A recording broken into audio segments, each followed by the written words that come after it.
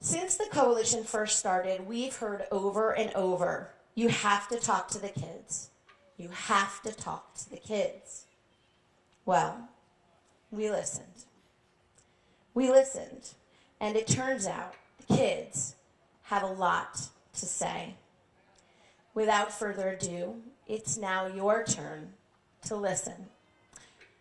So, friends and neighbors, welcome to the RyeACT Youth Speak Out.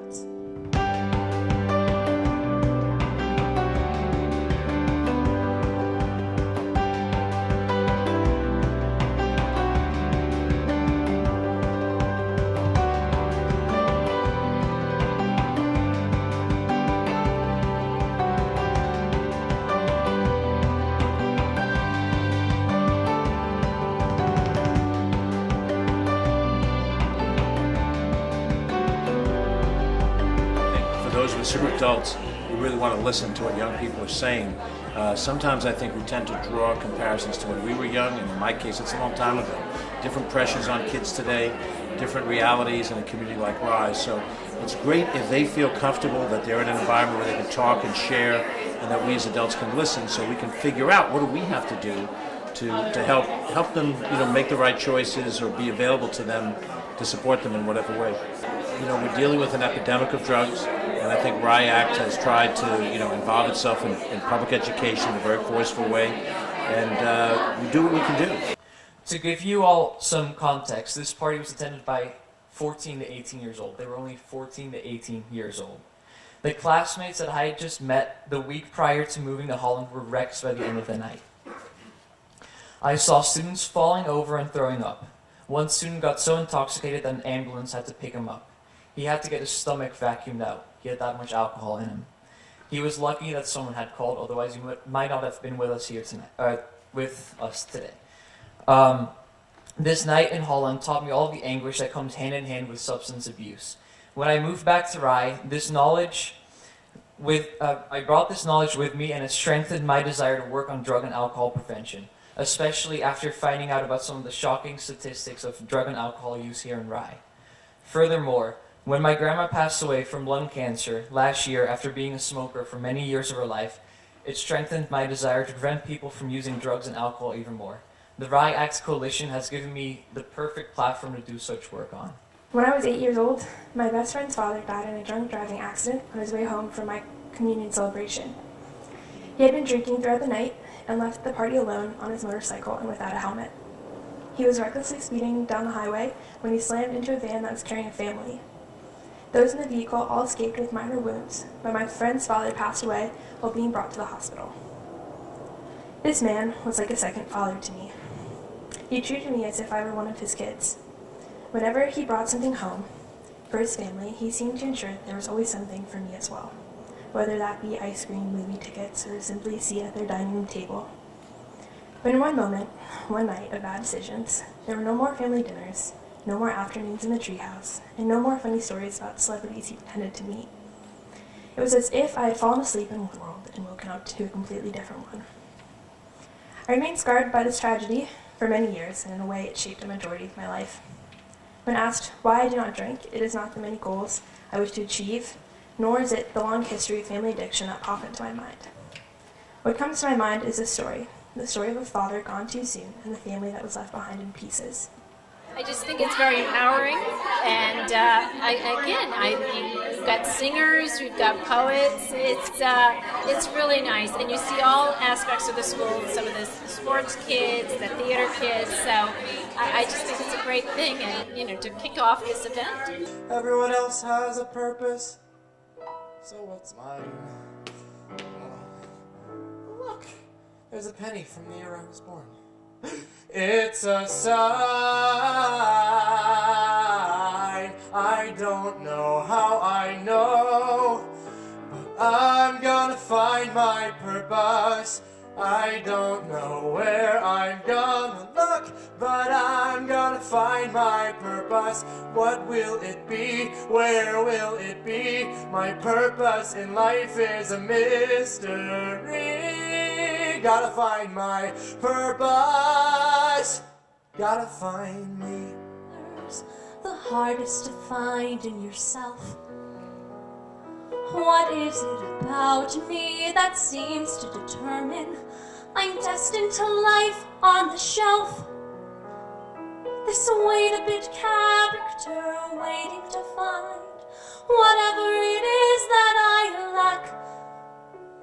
Whenever they ask the real me to step forward, the real me takes a step back. Wait a bit. Am I just not fit to fly?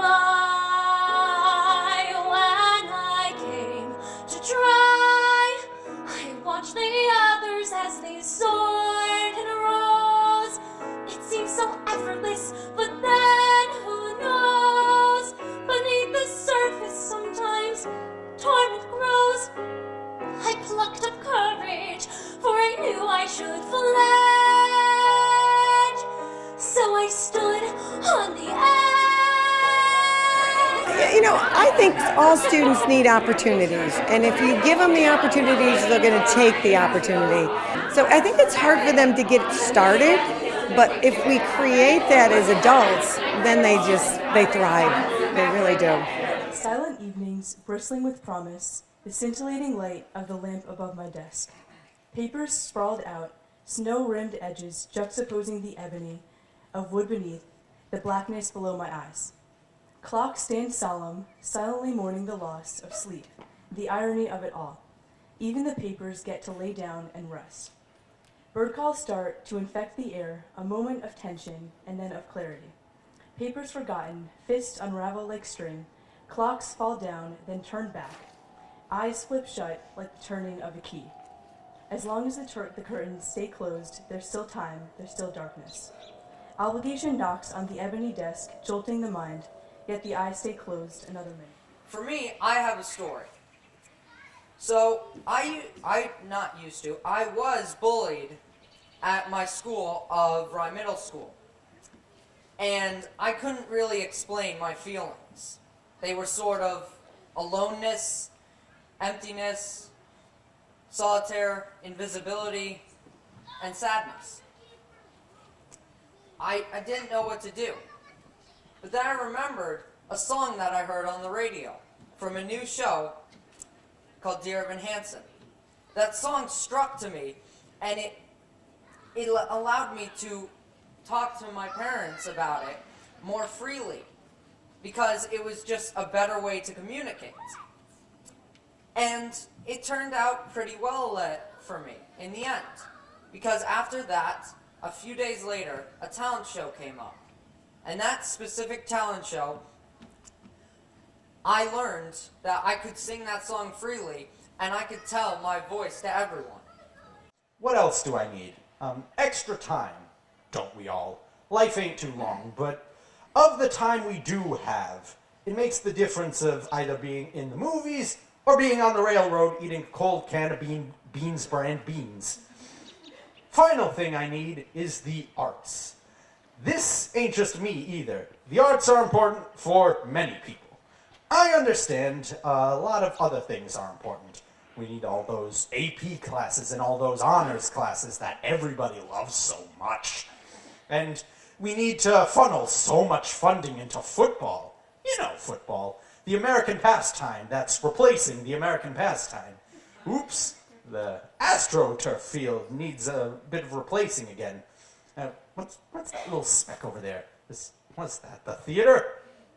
They can fund themselves. Now, I lost my place.